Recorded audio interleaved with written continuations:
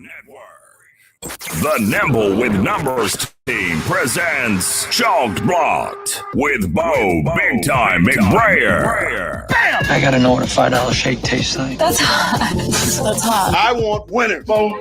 You don't know diddly. And his partner, Scott Stag Simpson. Do you know who I am? Trying to put Tiger Bomb on this jungle's nuts. That's cute. I remember when I had my first beer. I gotta catch a glimpse of these warlocks. Let's make a move. Let's make a move. Let's make a move.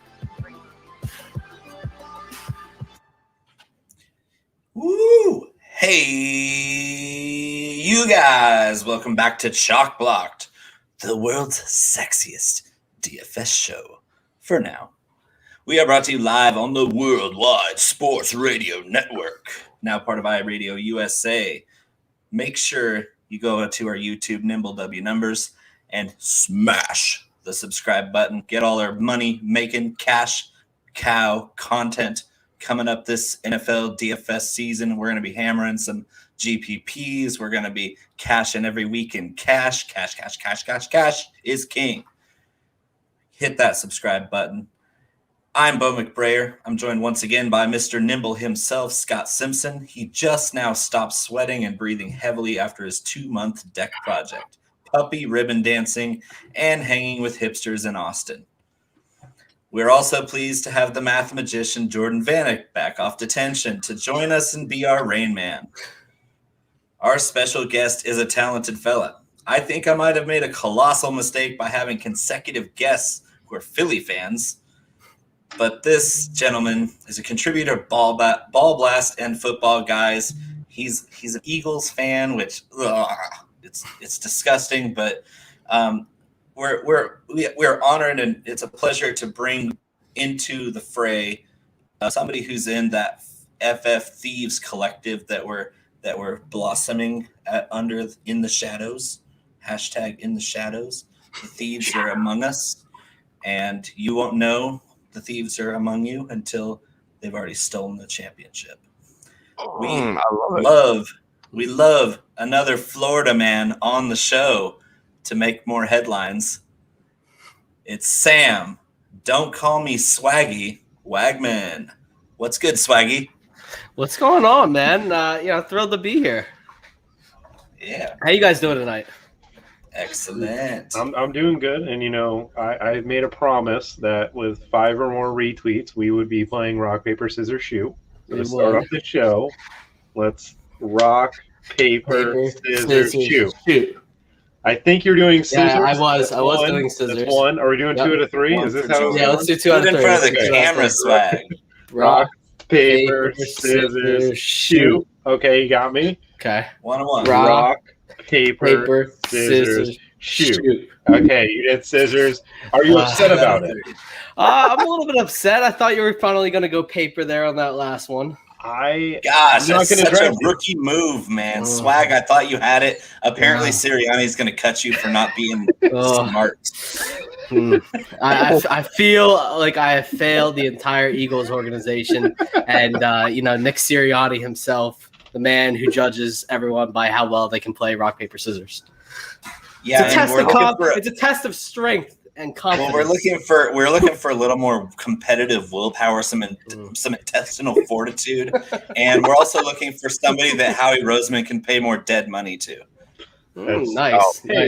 We're dead money twins over here. Yeah. 1 and 2, baby. 1 and 2. So bad, dude. Dead money. This show's off the rails. That's why we're here. We're here to start off the rails and roll down a cliff and talk DFS, talk food, talk culture, talk about Swaggy's terrible franchise that he roots for. It's a good time.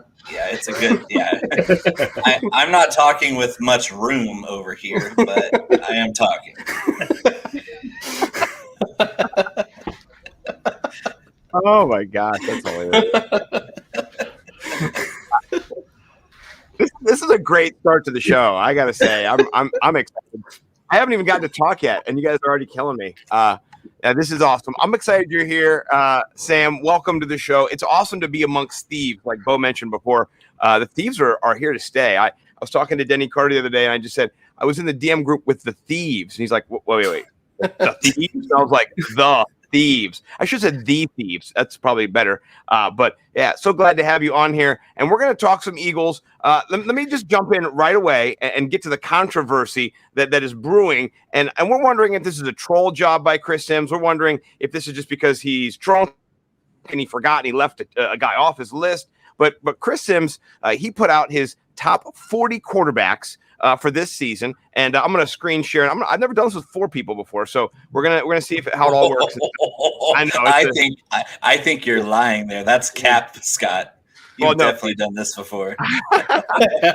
Not with 4 people. Not with. I said I didn't know if Jordan was going to get blocked there, but that's cap. Yeah, this is the list of the top 40. And Sam, tell me what is missing. What did you notice when you took a look at this list that might be infuriating to you? Well, immediately Jalen Hurts is in on it, and Case Keenum is.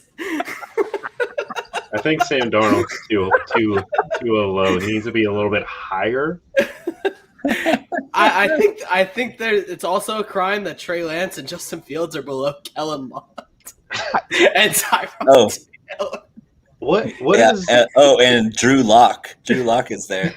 Yeah, Drew Lock is below Teddy Bridgewater. That's a crime in itself. What is Baker done that's better than Jimmy Garoppolo? Like, why is Taysom Hill ahead of Trevor Lawrence? I know. Why is Zach Wilson ahead of Trevor Lawrence? To be fair, if you were to just take a snapshot of the top 20, it's not that bad because the top 20 doesn't have a ton of controversy there, maybe except for Cam Newton. But we've seen flashes from Cam. But like that top 20, that could be anybody's top 20. The 21 through 40, it's just like what Scott said. It's like some drunk guy wrote on a Post-it note and then was like, "Hey, I'm popular. I can put this out and get clicks and get paid." And bravo, I guess. Well, he at least did keep his rookies right because, like, he did have Zach Wilson as his number one quarterback. Like his rookies, Mond was over Lance and Fields the whole draft process. I do remember that. That is actually his rookie quarterback ranking. Yeah.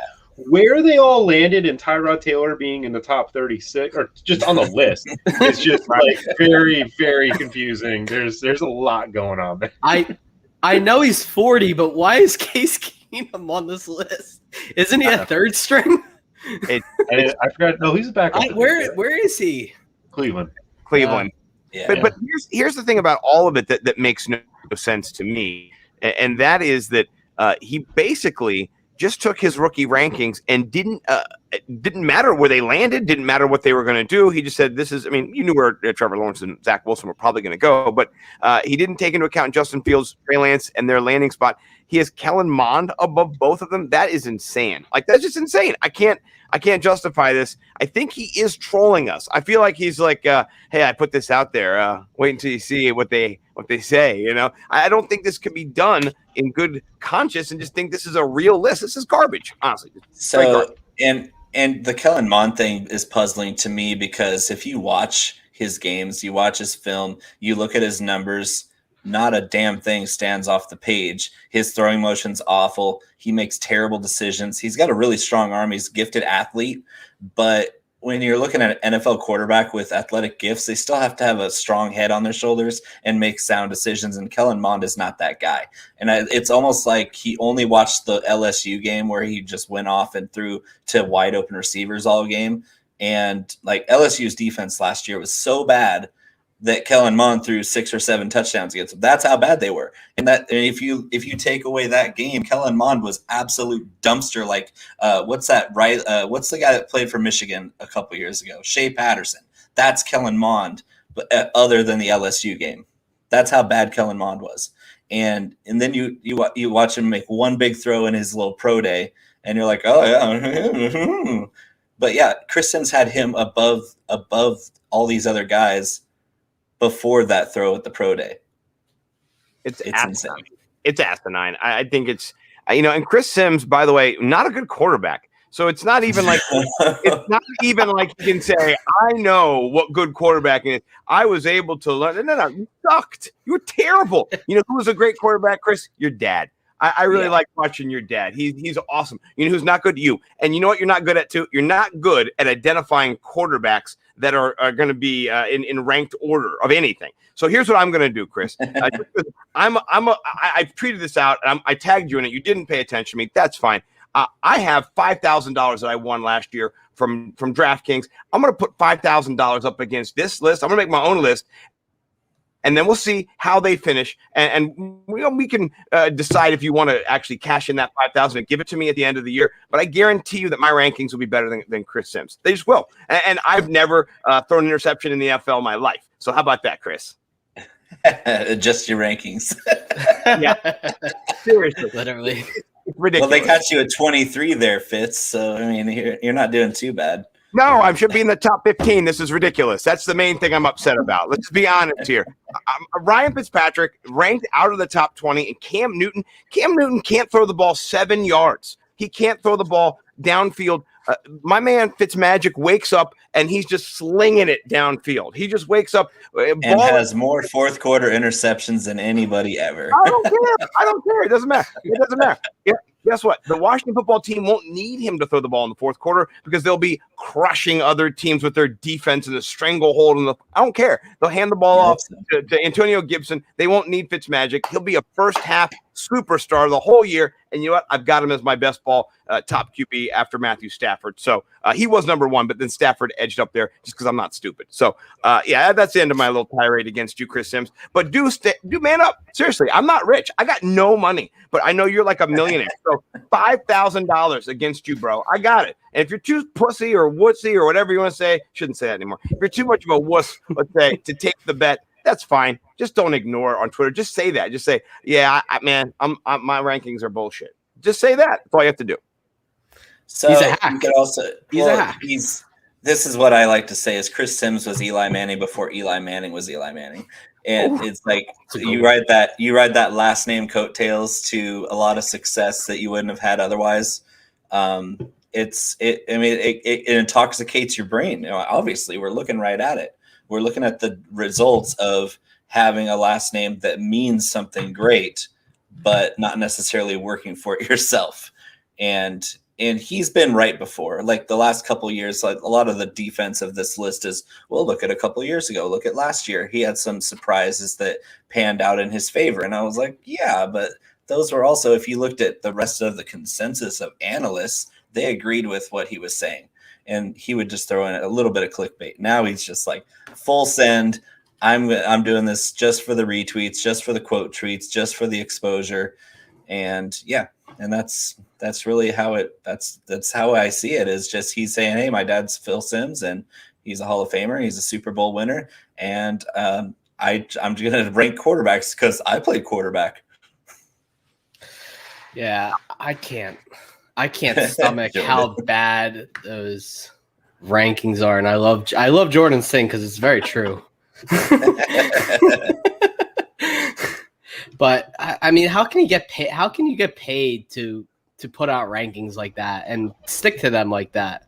Because he knows. He gets clickbait, and that's what he does at this point. He actually has had some decent rankings previously, like ranking Lamar Jackson number 1, I believe, and Josh Allen number 2 in that class, that's good. Congrats. Woo. But when people on Twitter are defending him because of that previous ranking, like, I don't care. Like I don't care how the rankings were in 2017. Congrats, he got it right.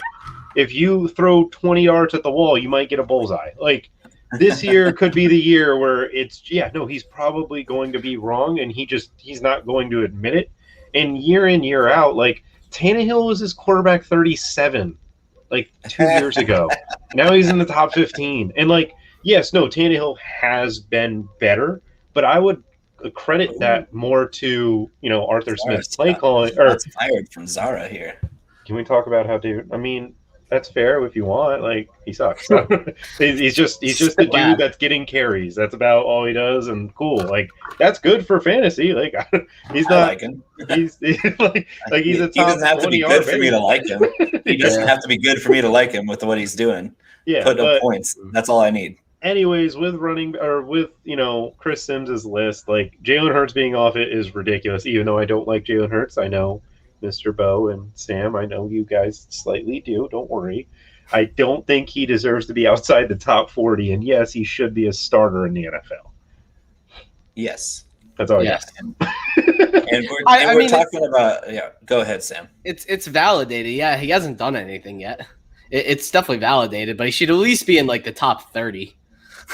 I mean, if nothing else. I mean, the thing is like all those rookies really haven't they've done anything either. Like exactly, it shouldn't be looked at as like, oh, and also like Jalen Hurts has won a football game against the Saints. Like he was the reason you guys won that football game. I'm not. And he would have won the game against the Cowboys too. Honestly, he probably would have won the football team game too. But Doug Peterson's like, hey. Don't do that. We're gonna do something else because I don't really care right now. Like, I know I'm getting fired. I can no longer argue with how it turned out. I mean, we got the guy we wanted, so it worked out. Checked out. Yeah, he was done. He knew he was done. No, he definitely. I mean, that whole team knew he was done. But regardless, no, that QB list was absolutely awful. Do you have anything you want to add, Scott, or do you want me to get into Mr. David DeCastro Nothing? Okay, Scott's like lagging out, it seems. Scott just got sniped. So, anywho, getting into the next, question and topic, the Pittsburgh Steelers released former Pro Bowl guard David DeCastro yesterday, leaving them with only one returning starter from that atrocious unit last year. Do you think they got worse? How much worse? And who was hurt the most, or who does this hurt the most? I will also add that they did sign Trai Turner, and I do know that as a Panthers fan. He good at run blocking. He not good in the pass. It's very simple. He will take your man and drive him 20 yards, but he's no pass blocking. D tackles that are athletic get his ass on a day-to-day basis. But Sam, you take that over with DeCastro. How do you feel about the Steelers' offensive line now? I mean, it's lateral. I think he was really bad last year, wasn't he? Even though he's like coming off like 6 Pro Bowls or something. I mean, he was the whole line was bad last year, and you knew it wasn't going to be great this year. I think it's better than people think, like to a certain degree. I mean, the Trai Turner move definitely helps Najee more than anybody. I thought Ben was going to throw it a ton anyways this year. I know they didn't run it that much last year, and they threw it a ton. I think they'll just throw it a ton again because they're going to be a lot more competitive games. I think their defense kind of declined a little bit, so we'll see how that goes for them. But they were always going to throw, and I think their offense can still support 3 wide receivers, so they should be fine. And yes, they definitely take offensive in a different direction, but not Najee is fine. He's an RB1, and I'm leaving everyone else where they are pretty much. Yeah, I mean, I think it's a kind of an upgrade, to be honest, because DeCastro was a very poor run blocker last year, and this, if anything, hurts Ben more because of that downgrade at pass blocking. But I feel like it was more of not really the personnel last year, but more the scheme. Their previous coordinator was awful at game planning, like awful. They had, offensive linemen are programmed to move forward. They want to run block. They want to push somebody. They want to wedge somebody out of the play and zone block them into the sideline. They want that to be moving forward. But when you're calling 80% pass plays, and you're abandoning the run right off the bat because your scheme sucks, it's like you have your offensive linemen on roller skates and they're just getting pushed back all day long. They're not going to run block very well. They're not going to get physical with the other team. And I believe that's where Canada is going to come in and start getting physical again. So even if they don't run it at quite as much as people might anticipate, having Najee Harris as a humongous upgrade over James Conner. James Conner is terrible at football. Love the guy, is an inspirational guy. He's a terrible running back. He's never been good. He wasn't that good at Pitt. He just had ACC defenses to run against. And you add to that, Najee's a superstar. He's good at everything. Everybody's like, oh, he's a bigger back. He's not very fast. Like, he's good at everything you want a running back to do. You put that behind a more physical presence up front, more of a consistent approach from Matt Canada at offensive coordinator, this offense could be more explosive than last year because the play action pass might actually make the ADOT go above 0. Scott seems to be absolutely dead. So I just blew him away. Blew him away with my. I mean, this is his first time with 4 of us, I guess it seems. So blown away just fits right into here. Scott, you're still a little fuzzy, but he can hear you now at least. I'm getting crushed by the internet. You're lagging behind. I'm getting crushed by the internet. It's terrible here in my house. I don't know what's. I'm sorry, but don't worry. It seems like you're just not. What is going? Okay, he's out. He's gonna try to reboot there. I mean, no, Bo. To your point, the Steelers, they got younger. Like getting young. Whoa, Sam's out. What's going on? Why'd you take Sam out? We need Sam. We don't need you, Scott. We need Bo just running a shit. Oh, this is great. But with the Steelers' offensive line, I was just talking about it with Herms. Like loss of Villanueva plus DeCastro isn't bad. DeCastro is probably going to retire. Like they cut him because he kind of still like, I'm not retiring. I'm not doing it. And they're like, yeah, you're done. So he was also banged up, and he, at his age, probably wasn't recovering enough. He would have been a pup list candidate. And when you start to see guys in that early to mid 30s age at offensive guard, like not recovering fast enough in the offseason, that's a big red flag for teams. Because if they're thinking, oh, we're going to have to pup list this guy because he's not quite ready, they're saying, hey, dude, do you want us to release you? Or are you going to retire? What's going on? And if he gives them any kind of non-committal answer, he's going to say, hey, they're going to just release him. And let him choose his opportunity. He might get a small contract offer and then move on to another team on a 1-year deal. But I mean, you're also thinking he might just retire, like you said. Yeah, I mean, with that Steelers offense, just out of curiosity, Sam, with that receiving core, Deontay, Juju, and Claypool. Scott's eye too? No, Scott's internet's out. He's somewhere here. He said he didn't kick you, and I found out that your PC died from the chat. But yeah, mine died. More importantly, here with the Steelers receiving core, who do you like out of that group the most for redraft PPR this season, like this upcoming year?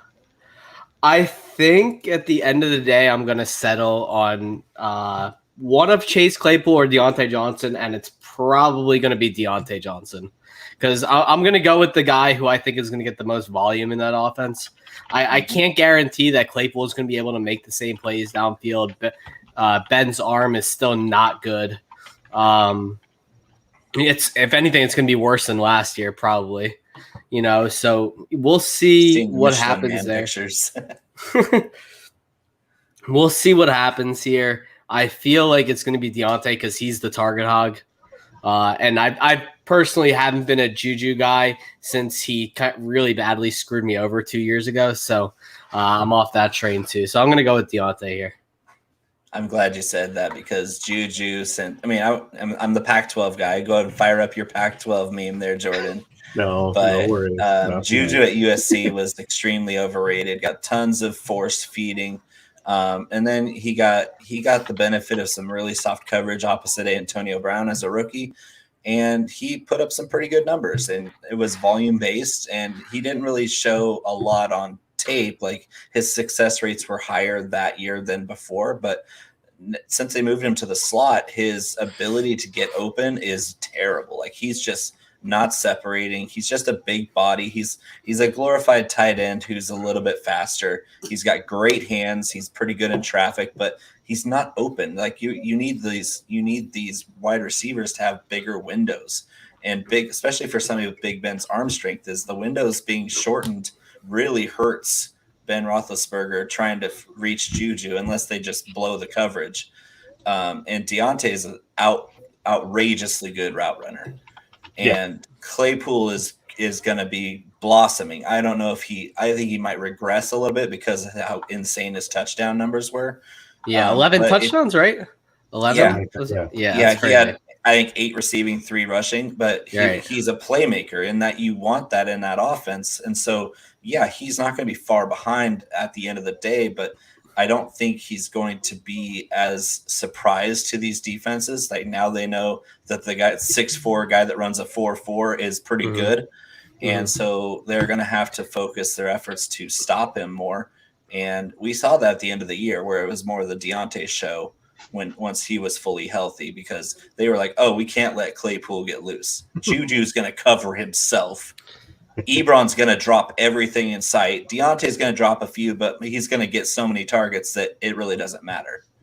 Yeah, and you have to wonder if Juju's season with with the last season with Antonio Brown, if that was just a major fluke at this point. I mean, it just seems like he's built to be a number 2 or a number 3. He's not a guy that can take over the game for you. He's a guy who will move the chains and really not much more.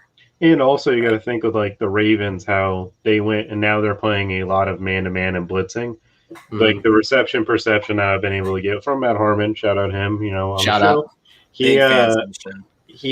His data is great for this, and I mean I'll correlate it to DFS. Juju was in the 50th percentile for winning man-to-man, which is one of the worst rates in the NFL. To give you, an idea, Jalen Reagor posted a 44th percentile this past season, and just very bad against man coverage. And in DFS, like I found some numbers where I was able to see the man coverages, percentages, and zone coverages. And for the Titans, when the Steelers played the Titans, Deontay Johnson got 15 targets and Juju got 15 targets. For DraftKings points, Deontay Johnson scored 37, Juju scored 12. Yeah.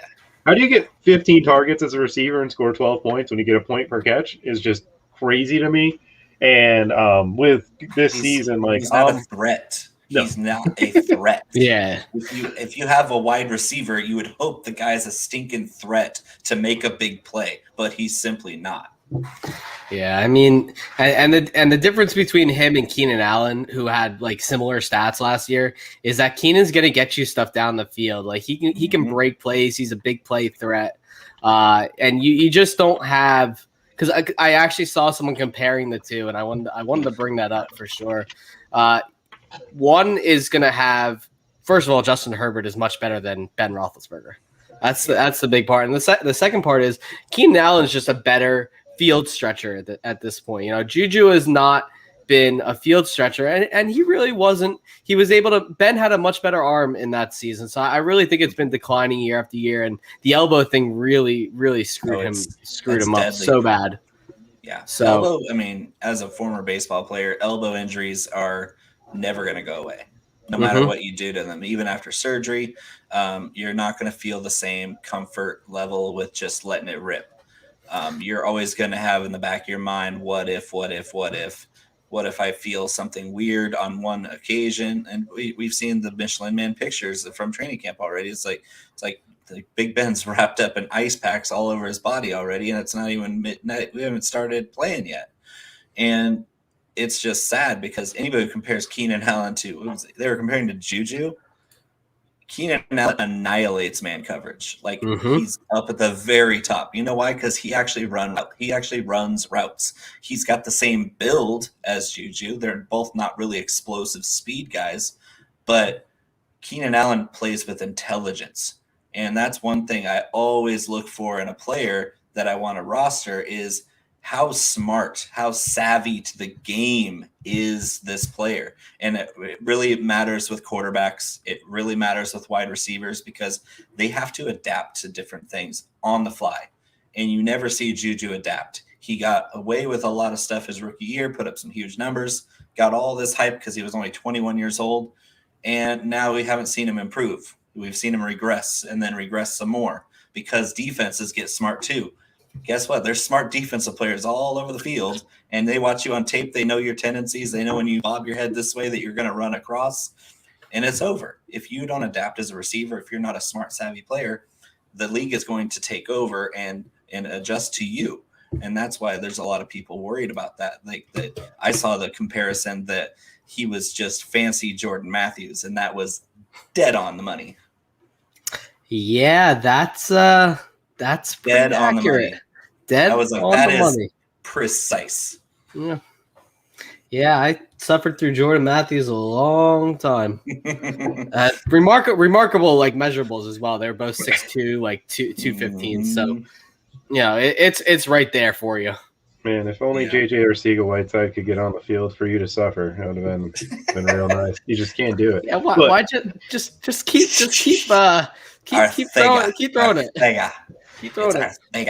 Why don't you bring up DK Metcalf too while you're at it? Oh, dude. I mean, the crazy thing is like I know you guys blew it, but the Chiefs also picked McCole Hardman over him too. Like and Andy Isabella, like you weren't the only one. So that's I want to say the McCole Hardman thing was like planned. I mean, they wanted someone who was just like Tyreek Hill, who they thought was just like Tyreek Hill. Yes, which is they had to. Because Tyreek Hill was in that situation. Yeah, so that's why they did that. I don't think they would have done that if he wasn't in that scenario, and they probably hold it against him.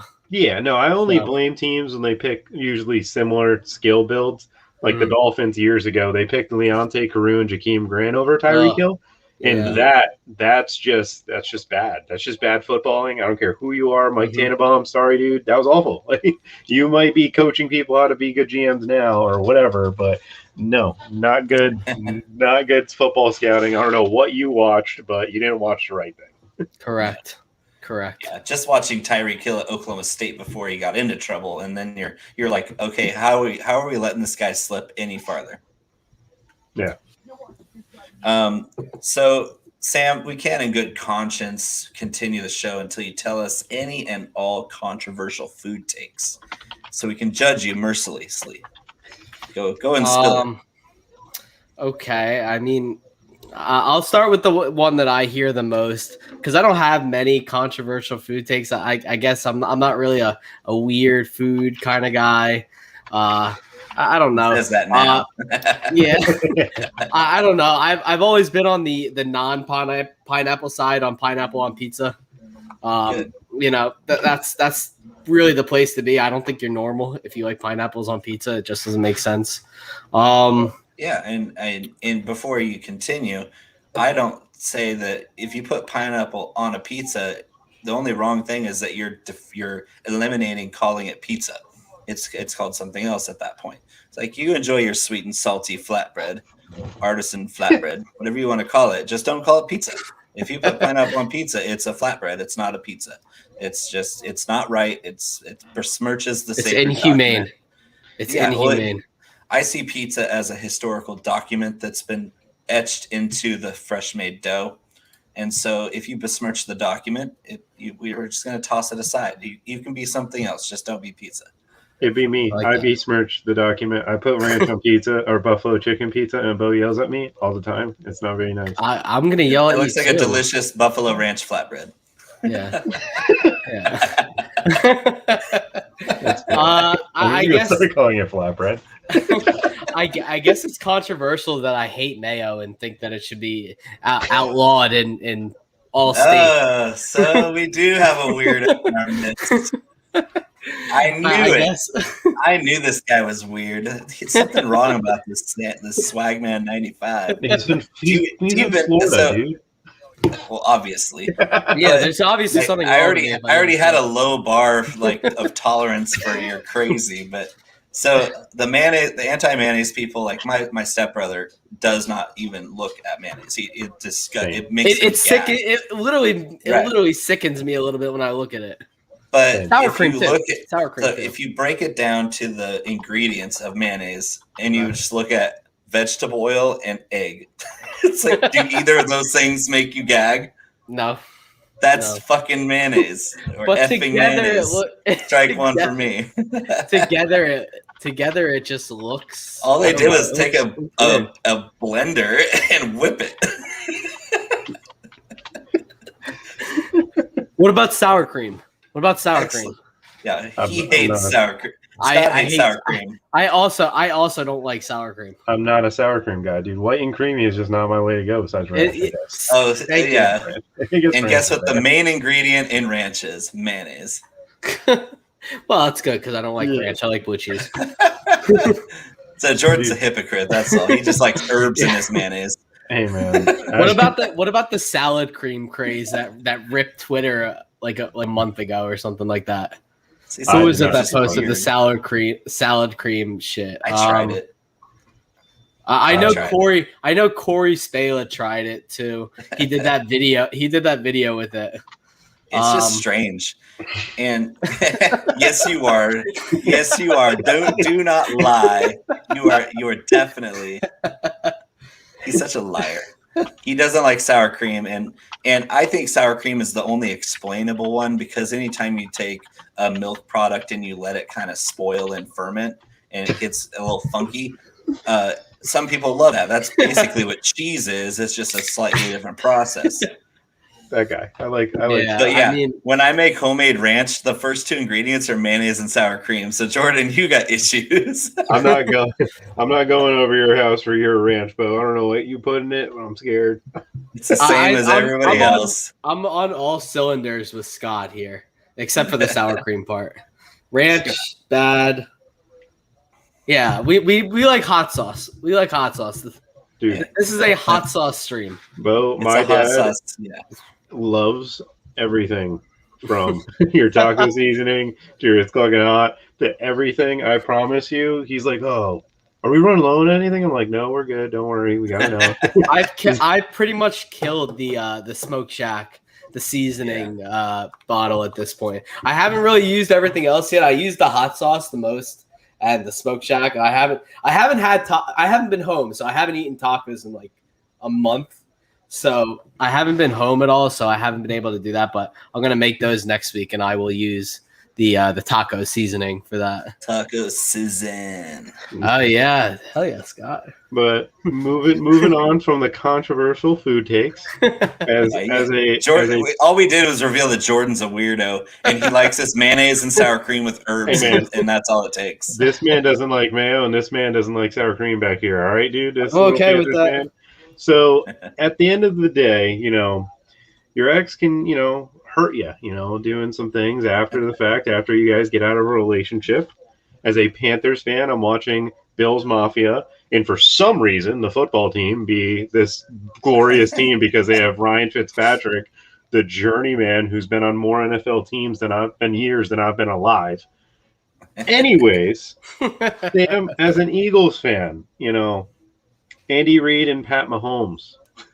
Does that bring you any sense of just like sadness, knowing if you could have just not, blew it with the Nick Foles nonsense, if you could have just not fired him and hired Chip Kelly, the thing Even I thought that was a bad idea, and I'm a Chip Kelly guy. I didn't think that was gonna work. But do you have any hurt pain, I guess, watching, the Chiefs literally be Super Bowl contenders year in, year out right now? I don't, because I always thought Andy was a good coach. And I'm not old enough to remember in '98 when he was hired, and I'm not old enough to remember the first few years of McNabb and Peterson as the backup and the early years. I'm not old enough for that, but I do remember 2004. I was 9 years old in 2004, and I watched them in the Super Bowl.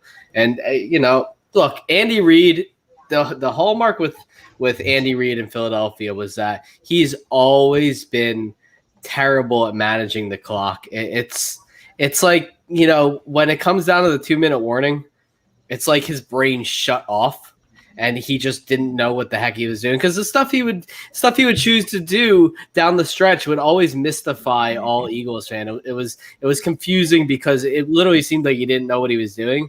But I've always stood firm that he was one of the best coaches in the NFL at any given period. He really just needed to have the right team put around him.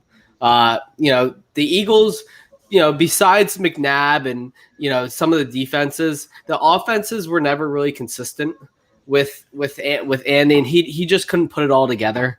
I'm happy that he got Mahomes in Kansas City, and he was able to win a Super Bowl, because I feel like that was the only thing missing from his resume to get him into the Hall of Fame, was winning just one Super Bowl. I think he's a lock to get in now. He's got over 200 wins, I think, at this point. I mean, he's a very good coach. And no, he's not the best game manager. He never has. He never will be. It's been questionable, but he's a very good offensive coach. When he gets it all put together, it works out for him. So no, it doesn't really make me upset. Sure, do I wish the Eagles hadn't, I thought it was time for Andy to go when he got fired. So I was at peace with it. Obviously, you can't nail every coach. So if you're asking me if I could take back firing Andy and hiring Chip Kelly, yes, I would.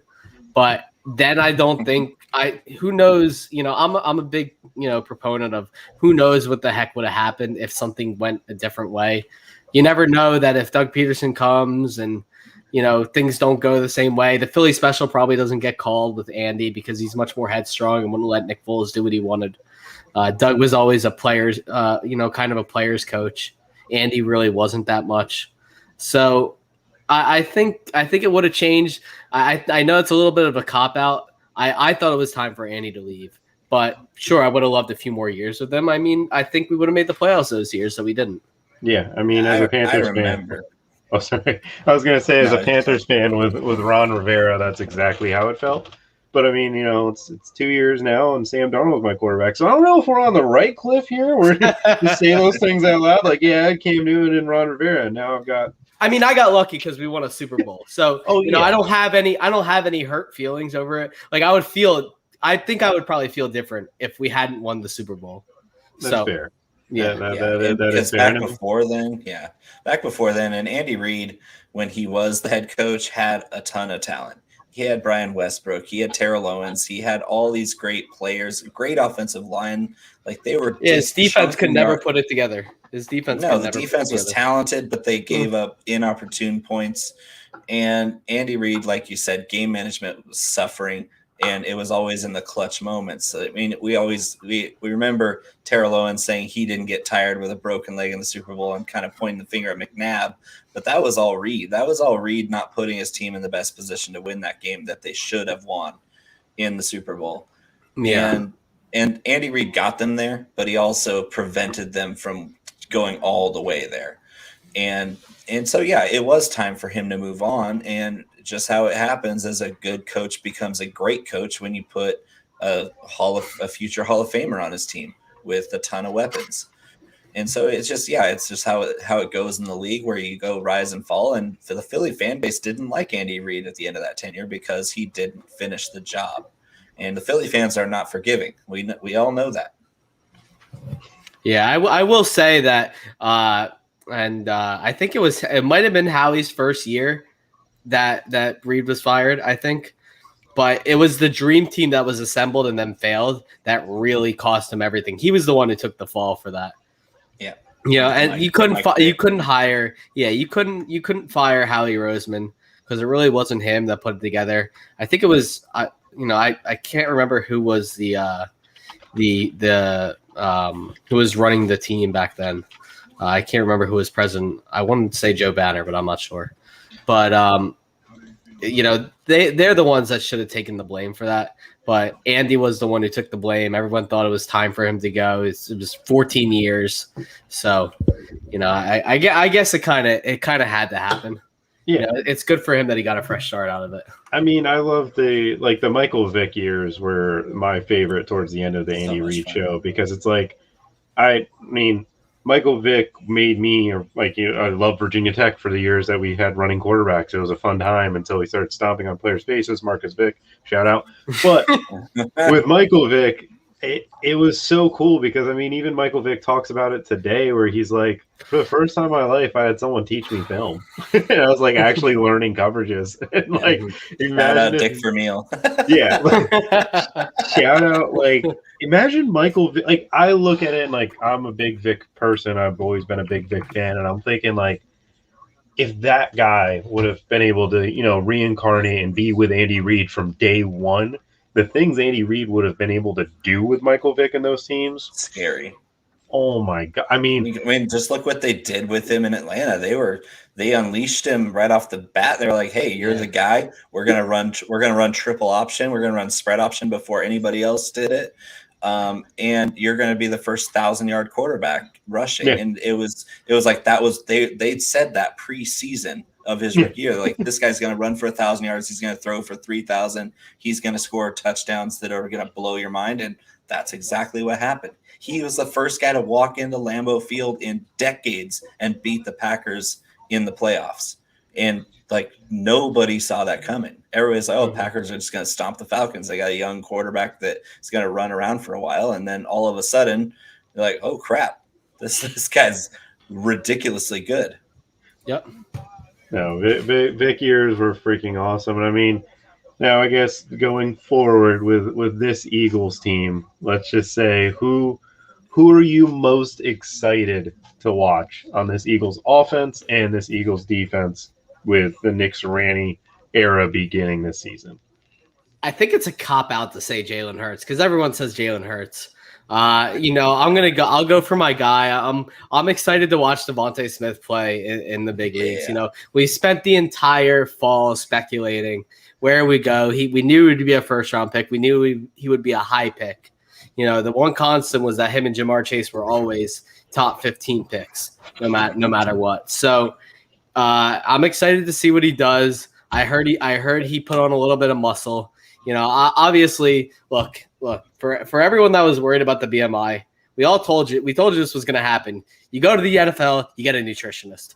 That's what teams do. They pay these strength and conditioning departments millions upon millions of dollars to make sure their athletes are in tip-top shape. They're at the peak of condition that they can get themselves in. Devontae Smith, I mean, he was probably 165 when he was drafted. I definitely think he was under 170. I would probably guess he's up to 175. If he gets to 180, I got no worries. The guy is ready made. If he plays any bit like he did in college and doesn't succumb to what I've seen as a weird Philadelphia athletes tradition of not doing well their first year, he's going to be fine. Yeah, I mean, with Devontae Smith's weight, I was never concerned because if Alabama's like, yo, you're fine. If they're totally okay with it, it doesn't really matter. I've watched Bama enough to know, if they want a guy to get big, they'll get him big. Calvin Ridley probably graduated high school at 160. He came down his next year at 185. And I remember passing him at the casino, and dude had absolute pythons for his arm. I'm like, bro, when did you what? You just be this. We used to call him a gazelle because that's how skinny his legs were. But then all of a sudden he's sitting there bulky. I mean, obviously he's not 230 pounds and killing it in the NFL, just be absolute yoked monster. But he's been fine. He's got ankle injuries. That's not because he's getting hit. That's just a bad step in the field, bad draw on the grass. I have no problem with the BMI nonsense. Devontae Smith is the best route runner in the class. The only issue is I don't like Jalen Hurts. I've never liked Jalen Hurts as a passer.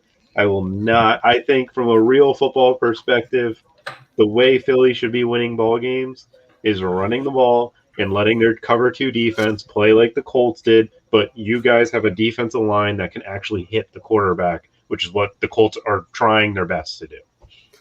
Now, I promise that I did promise that I would talk about this with you tonight because I know you don't like Jalen Hurts, and Bo and I definitely do like Jalen Hurts. So I want to give him a chance. I want to see what he thinks as well. But Jalen Hurts it was only 3 years ago that Jalen Hurts was being called a game manager at Alabama and Oklahoma. The dude's not some sort of weird turnover machine, though. He has picked up this really weird fumble, inopportune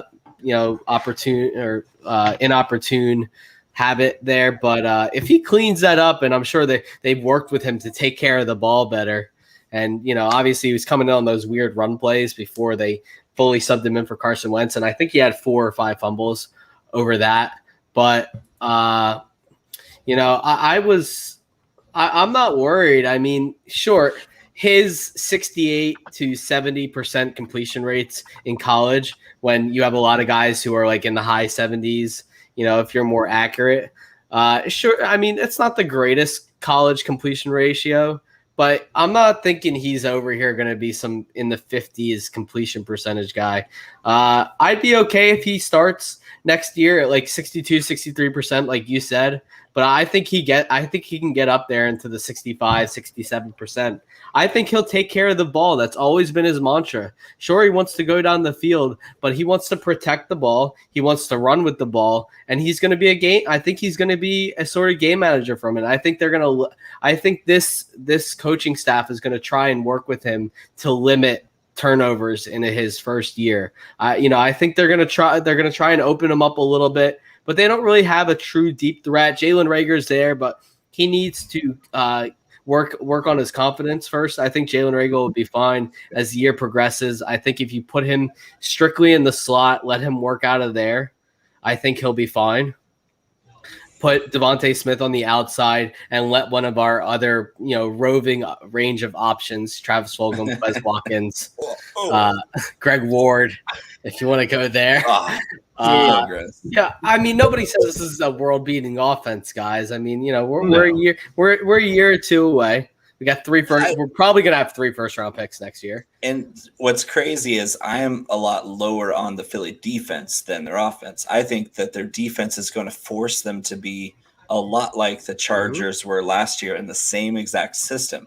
That's the missing link here. Is everybody's missing who the coach is, what the system is going to install with Jalen Hurts. It's simple processes. They're going to run a lot of swing passes. They're going to run a lot of angle routes from the running back position. They're probably going to put Smith in that speed slot role with a Keenan Allen role because he's the best route runner. You get your best route runner in that moving slot role, a lot like Devontae Adams plays in Green Bay. You get your best route runner in space, and he's not a sledgehammer. You have 2 types of wide receivers in the NFL. You have a sledgehammer and you have a knife, and Devontae Smith is a knife. And you can't hit what you can't touch.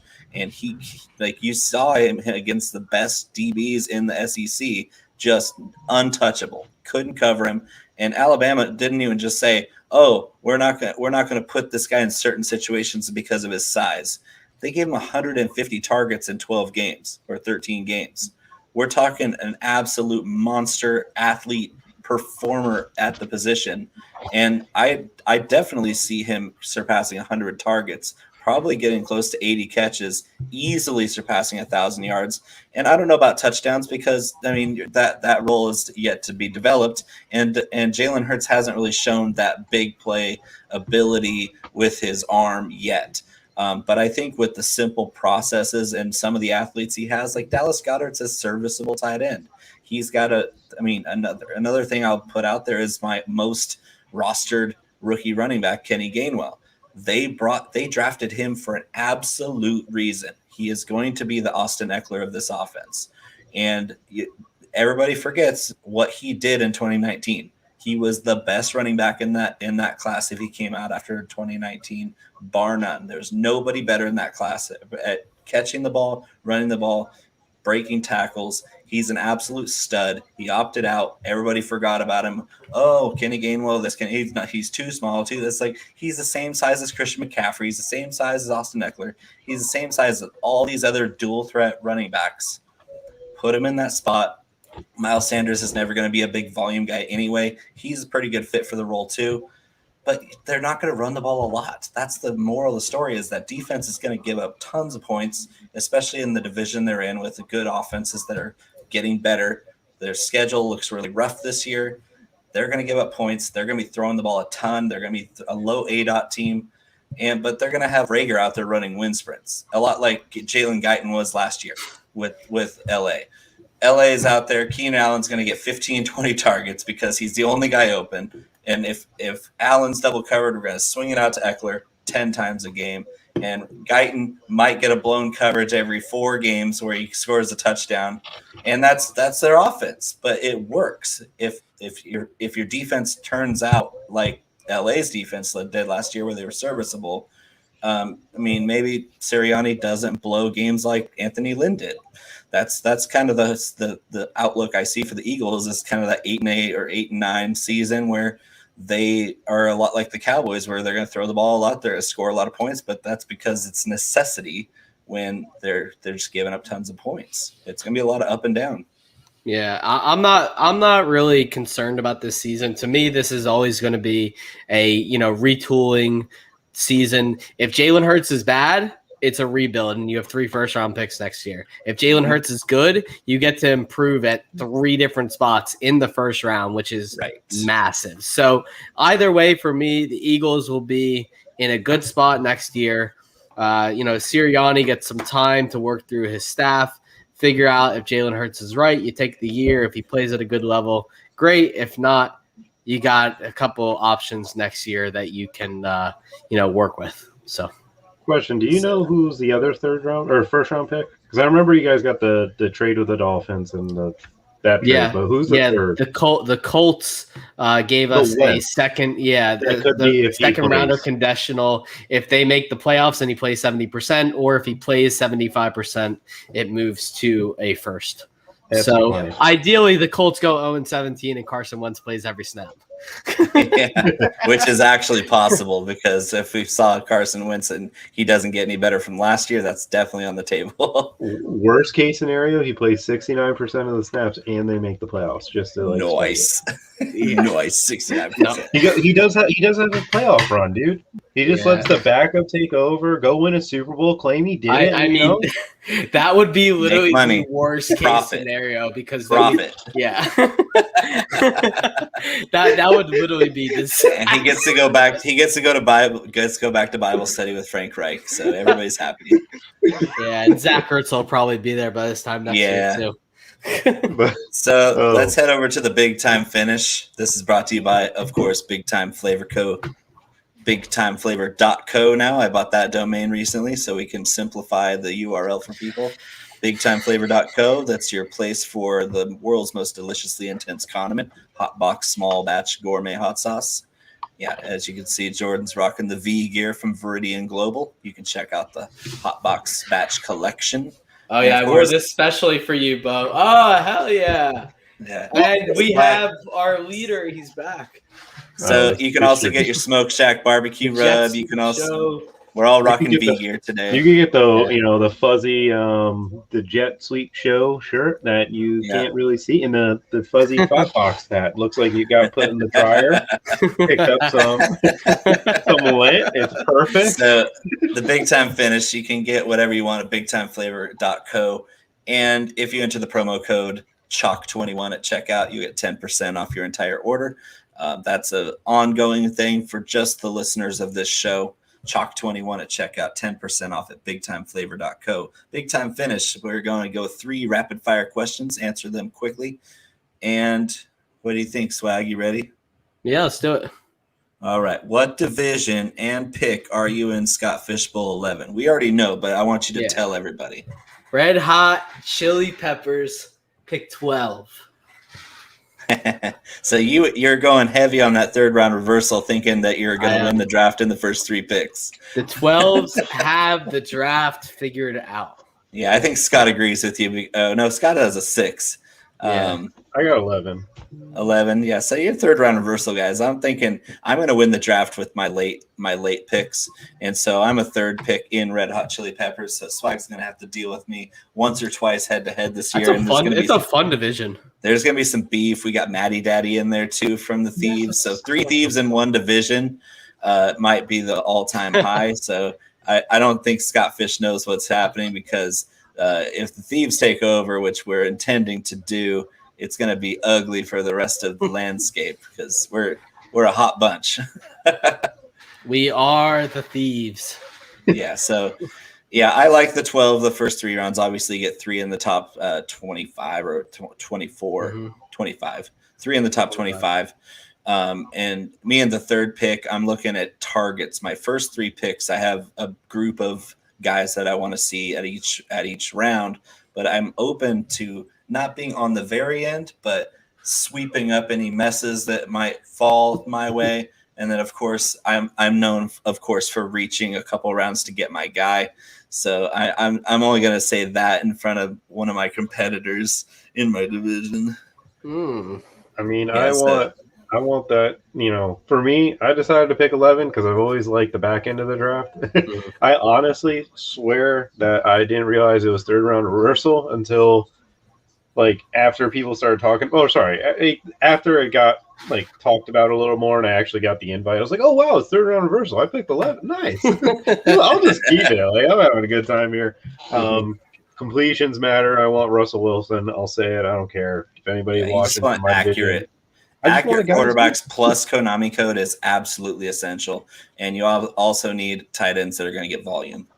Yeah, I mean that's the play. I mean, we're hoping for a couple quarterbacks to be there, and then possible tight end look ahead. Bo, elite #elite. Shout out to my people. So, question number 2: Dynasty, keep, trade, or cut. You got to keep, trade, or cut one of these guys. Marquise Brown, Jalen Reagor, and Henry Ruggs. I'm gonna keep Henry Ruggs. I'm gonna trade Marquise Brown, and I unfortunately have to cut Jalen Reagor. Oh, he did it to his own guy. Yeah. Self-killing. That's really, at this point, you cannibalize your guy, man. I'm still very high on Henry Ruggs because I think they didn't use him the right way. I think they're going to try and they have to use him at a shorter ADOT. That was a big problem. They tried to hit him just straight down the field. He can't body anybody. He weighs like 180 pounds. So get him in traffic. Let him just run circles around people, and then Hollywood Brown is just more established. Yeah, and you get value for Marquise Brown too because he's a better route runner than both of these guys. Yep. And we forget because Rashad Bateman's gonna be an absolute stud. Like we forget Marquise Brown's only 23, and he's going to put up some pretty big games along the way. So it's I agree with you there. I'll agree with you because Ruggs. I mean, we know how much of an idiot John Gruden is as an offensive mind. And are you trying to drop a hint, Jordan? Dropping a hint? What am I forgetting something? No, I'm just trying to draw an arrow and it's not going well. Is that a chanterelle or are you just happy to see me?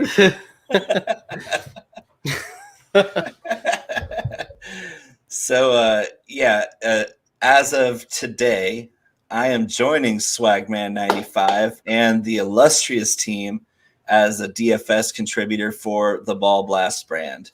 And shout out. Shout out Ball Blast. It's, one of my favorite outfits since the beginning.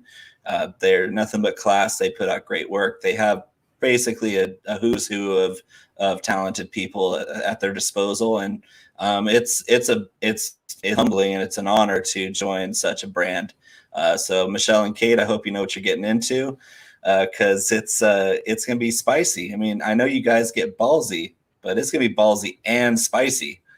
And so let's get some hot takes. Let's do some DFS money making all across the board. Yeah, can't wait for that. That's gonna be great. Yep. All right. Last question of the big time finish before we dip out of here. Speaking of dips, what do you dip your French fries in? Ketchup. Such a simple answer. Yeah, I'm not a mustard guy. I guess sometimes I'll just slather them in hot sauce. I've done that before. Yeah. But I saw this question floating around the other day, and a lot of people said barbecue sauce. So it's like I could pretty much dip my fries in anything because fries by themselves are really good. I don't really think fries need a dipping sauce if they're good fries. Hot sauce, barbecue sauce, ketchup. Ketchup's simple. If I'm using ketchup for anything, I guess it's for fries. But since you don't like mustard or mayonnaise, what do you put on your burger? Like, what do you do, man? I put relish on a burger. Relish on there? Yeah. You should have brought that up for the other question. That's like sociopath stuff, man. Hey, sweet relish or dill relish? Sweet relish. Oh, for the love of God. That is disgusting. I think sweet relish should be illegal, actually. I think it's a crime against humanity that somebody even thought of sweet relish. It's a horrible, horrible thing. Like that's the one thing I'll never be able to eat just standalone or not mixed into something where I can't taste it is sweet relish. Like that's my thing that I'll just like I won't touch that stuff. Well, to each their own. No, relish on a burger though. Good Lord. I don't see anything wrong. What's wrong with you?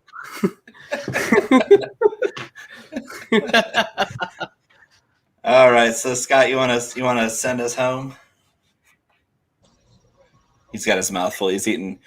Can you actually? He's eating, Yeah, can you? You're clear now. I can actually see you. Good. I was just. He's eating sour cream. Great show. I hope not. Listen, I'm eating Annie's white cheddar bunny tail puffs. Oh, those are so that good. Sounds very good. That sounds very those good. are amazing. I love all things Annie's, by the way. I got to tell you that. They make mac and cheese. They make crackers, cookies, all kinds of baked goods. Is this a Maryland? Is this like a Maryland brand, a national brand? It's a national. It's a national. Costco. They sell tons of stuff at Costco, right, bro? Okay. Yeah, it's a national organic brand. So they're like if you buy check it out. A thing of Kraft mac and cheese like 79 cents. A thing of Annie's is like $2.79. So it's like you're paying a little bit extra to get. Like I think it's just way better. It's just whether it's organic or not, it just tastes good. I mean, I'll eat something if it tastes good. It's ridiculous. Stuff is everything I've had is good. Guys, just let you know, if you guys a green screen, you guys can put like a Ben Simmons background. It's like right there, built in, ready for you. Actually, I don't agree with that because how can you brick if you don't shoot? Right. It's him at a free throw line, guys. Relax. All right. You should have had what you should have had as an armadillo rolled up into a ball where he takes 3 shots in 7 games in the fourth quarter. Hey, this is just the pre-built green screen. I can't even be upset because I completely agree with you guys. It's like, dude, I mean, they call Ben Simmons a great foundation for a team because he's just a big brick. He's solid. He's solid. He's very solid. He probably has a better structure than what we got in South Florida right now with the freaking building collapsing. You guys Dude, have sinkhole problems, man. Sinkholes everywhere. Dude, my buddy's uncle lives in that building. Thank God he wasn't there. He was in New York. My dad's coworker's uncle, aunt, and cousin, 10th floor. So they still haven't found him. So one of those very, very, and that's the last in the line of the family. So not a good situation there. Thoughts and prayers are with them. Yeah. I'm just, that situation is awful. Scary. Florida has a lot of crazy stuff happening every month. They even have a thing on Twitter or Google where Scott mentioned it the other day because I had forgotten about it. You can put Florida man in any date. Any date. Something new comes up. Has happened. So yeah, I think it really is something bad. Half of them are Sam and Jordan. So they're frat brothers at least. Half of them are their frat brothers. You know what I mean? I feel like that's a cool achievement to be on the Florida man on a certain date. It's like that's a reminder, kids. Don't do meth. If you guys are fans of Nick Kroll and his work, Big Mouth, they have an homage to Florida, and in the beginning it goes, anything goes in Florida, and then they just go through a list of things that are wildly inappropriate that people have actually done in Florida, like eating other people's faces on bath salts and just like all kinds of crazy just Miami. That's just Miami. It happens everywhere else too. They just don't put it on the news. Some guy threw a live gator through the drive-through window at a McDonald's. That was one of my favorites. So you guys remember the site Fark.com, F-A-R-K, Fark? So yes, Fark would have funny headlines with different captions for like different categories of what kind of headlines there were. There's an entire category called Florida. Entire category of headlines called Florida. And I would say 20-30% of all their funny headlines were actual headlines in Florida. And they would just like label it Florida. You'd go through the whole list of funny headlines and Florida, gross, sick, wild, wow, Whiskey Tango, Florida. Yep. Pretty much. Well, I gotta say, you guys crushed it while I was producing and just watching, and I'm so grateful that I have an amazing Bo Big Time to co-host and the math magician Jordan, who's like he's the meme magician. Let's just say that he's the meme magician. Look at that look. When he's not in detention. He's not getting in trouble with his mom for staying up. You don't want to mess with this guy right here, dude. And he likes herbaceous. He likes herbaceous mayonnaise and sour cream, but not them by themselves. Yeah. I just know that this guy joined Ball Blast, and that's pretty cool. I'm just saying, the arrow pointing at him it's right for him. It looks like the world is giving me a little attention there. The world's happy to see you, Bo. I'm very excited. It's a really good metaphor. I'll say it's a really good metaphor, Jordan. I'm really excited. I'm really excited to join the team. Please don't let Kate be watching this. Hey, Bo, who's your first round pick? Is it going to be Nick Chubb this year? Would you say? Would you go Chubb over? I don't know. Anyway, no. Congratulations, Bo and Sam. Thank you for coming on, and also shout out Thieves. This has been a through and through Thieves production from the beginning to the end. And we're going to put our stamp on this world. I love the Thieves, by the way. They're just great guys in there. I was on another podcast with Colt today, another Thief. Well, we're just doing it up. This is like the Double Thieves podcast today. So love you guys all. And but who's coming on next week? Do we have a guest yet, or is it just the three amigos? We do. We have a whole list of guests each week. Yeah, I believe it is the famous musician extraordinaire, also a thief. He's in Shout out to Show FF theme song. Yeah. By her Petite Pods. So the show, he's famous for the Petite Pods. He's an incredible person. One of my best friends in the space. So Maryland, shout out Herms. Maryland. Shout out Maryland. Yeah, he's another crab cake eating MFer. He's a little more country than Scott though. So thankful for that. But Herm's coming on the show next week, so we'll have to cater the shenanigans to the more of that crab cake brand. Oh hell yeah, that's so awesome! Well, thank you guys, and Sam. Where can people check you out? And I mean, I looked at your byline for the tweet, and there was like 9 different things I needed to list. So, I said, this is the only other asshole who's doing as much shit as I am. I like it. I was like, I like it. I can't even. The other day, Steffi Smalls got mad because I tweeted out a tweet that it had Eli Manning signing a contract and then an old white guy standing behind him. And I just said, caption this, right? And captions. And she said, add, I hate the Giants to your byline. And I said, I can't put anything else in my byline. I can't put like an emoji in there. It's ridiculous. I only have half of my stuff in mine, so it's wild. I will admit that I have also ran out of space at some point. That is why I have taken the footballguys.com website out and replaced it with the @FBG News, where you can find all of our stuff. That's our main Twitter account there. But you can also find me as a staff writer and creator of sorts for Ball Blast as well. Special contributor for Football Guys. Got my first spotlight coming out in about just under 2 weeks now. Really excited for that. And I'm the other stuff is the other stuff. The Show FF currently on some sort of weird hiatus. But I'm thank you guys for having me on. About it. No, I cannot. I have to create episodes just so people can hear that Herms' magic, because that really is the best theme song. I feel. Sorry, Cooter-Doodle. I feel that the show's theme song is better than Petite Pods. I may be a little biased. They're both really catchy, though. They are. They're very good. But thank you guys for having me on. I had such a blast, and I'm glad you got to make it back on with us, Scott, while you were producing out there in the shadows. In the shadows. Like that? Yeah, you like that? You like that? I love that. What really happened is his wife was mad at him, so she picked up the phone. His dial-up stalled. Apparently, yeah.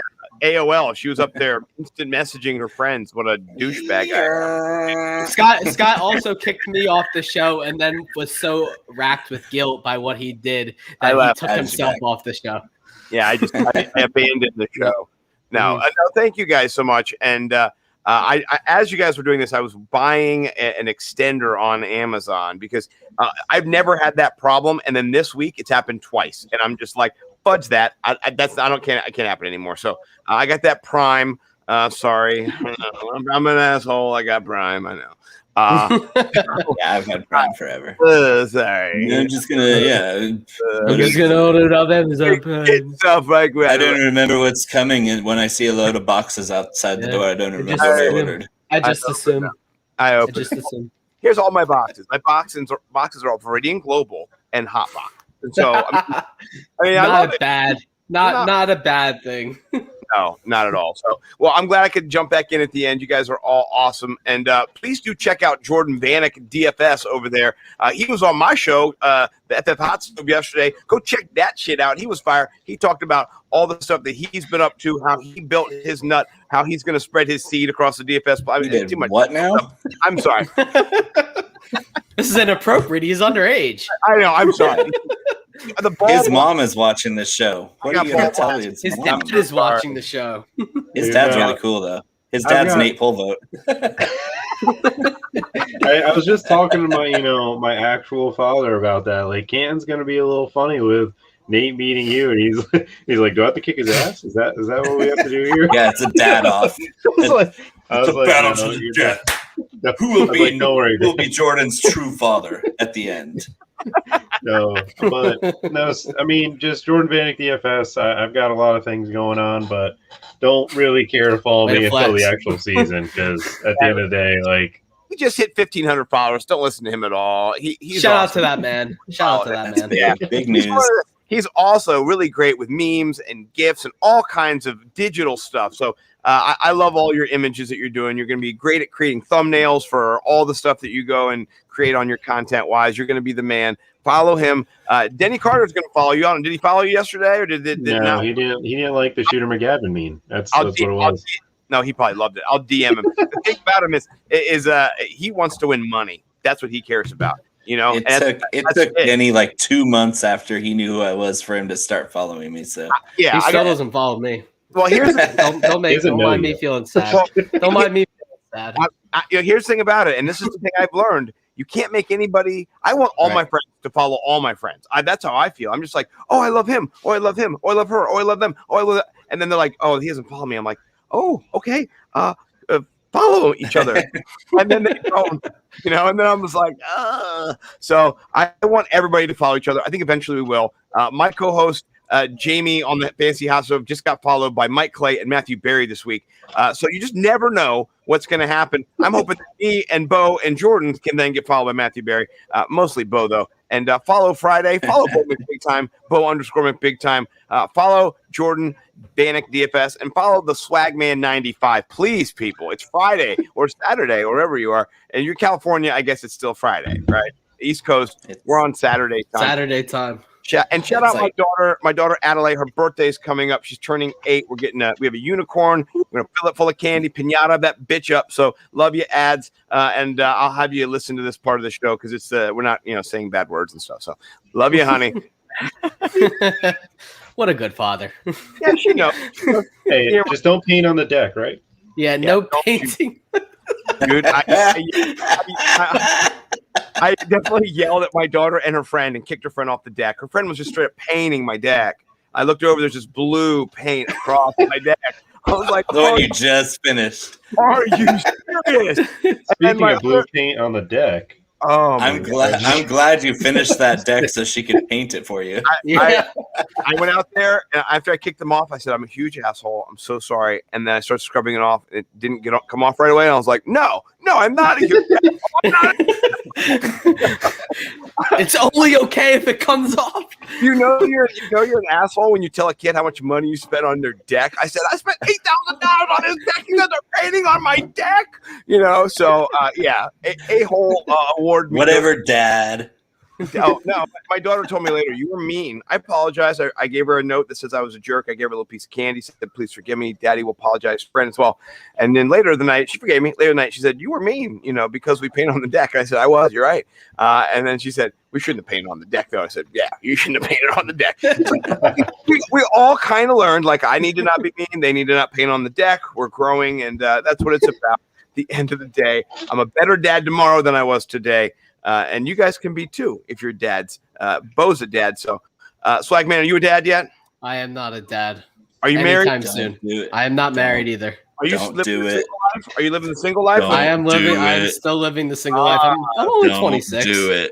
I don't have any notion. Okay, I shouldn't say don't have any notion, but do not plan. Scott, were you wearing this when you're yelling at your daughter? No. Hey, if the guy on the grill isn't wearing that, I ain't eating. Yeah, it's basketball shorts, the step below the jean shorts, the jorts. Yeah, that's big money. I don't have that kind of money unless Chris Sims takes that $5,000 bet. Hey, homeboy, my quarterback rankings better than your top 40 because I'm just gonna put Jalen Hurts in the rankings. There you go. Better than my daughter will put Elmo on the rankings and still score better. Right? Let's have a contest. Whose kids can pick better rankings than Chris Sims? And then they can all of them. All of them. All of them. All right. That's it. For all of the thieves, we thank you. We love you. And we're taking over and we're in the shadows. And all of that. In the shadows. Hashtag in the shadows. And now I have to figure out if I can hashtag play the exit. Let's see if I can do it. It is the Worldwide Sports Radio Network. Be fearless at MMA Long Island and Seituha Karate. Located at 28 Colt Court in Ronkonkoma, MMA Long Island is the martial arts school for you if you want to learn combat-proven techniques, build confidence, discipline, and self-esteem while learning real martial arts to fight back against bullies, predators, and peer pressure. MMA Long Island offers group and private lessons for all ages and levels in traditional Goju-Ryu Karate, MMA, and self-defense. MMA Long Island is one of Long Island's most affordable martial arts schools. There are no promotion, belt, or membership fees, and family discounts are available. All classes are taught by 7th degree black belt Sensei John Benedict with over 30 years teaching experience. So whether you want to get in the ring or protect yourself and your family, MMA Long Island can help you reach your goals. Visit MMALongIsland.com. That's MMALongIsland.com or call or text 516-381-9660. That's 516-381-9660. Do current market conditions have you nervous? Our experienced team of financial professionals at Heritage Harbor Financial Associates understands that no two investors are alike. We all have different goals, needs, and appetites for risk. That's why the one-size-fits-all approach does not work, especially when planning for retirement. At Heritage Harbor Financial Associates, we analyze your unique investment style so that you can work toward your individual retirement goals on your terms. Heritage Harbor Financial Associates can help you take steps to reach your retirement goals by providing a wide array of financial products to fit your needs, even for the risk adverse. Give us a call at 631-331-6599 to learn more or to set up an appointment with one of our financial professionals. You can also find us on the web at hhfa.org or on Facebook at facebook.com/hhfa.org. Our number again is 631-331-6599. That's 631-331-6599. Investments in stocks, bonds, and mutual funds and variable annuities are not FDIC insured and are subject to fluctuation in value and market risk, including loss of principal. Heritage Harbor Financial Associates offers securities through AXA Advisors LLC, New York, New York. Member FINRA, SIPC, annuity and insurance products offered through AXA Network LLC. Edward Lehman has been a trusted insurance advisor for over 16 years with insurance solutions for auto, home, commercial, life, and retirement. He's located at 54 Sunnyside Boulevard, Suite H in Plainview. That's just 1,000 feet south of 495. Local agent, local advice. The time to think about insurance is before you need it. So do yourself a favor, and before you pay your next insurance bill, give Ed and his team a call, 516-935-3900, or visit them online at www.allstate.com/EL. Edward H. Lehman Insurance is your trusted insurance advisor. It is the Worldwide Sports Radio Network.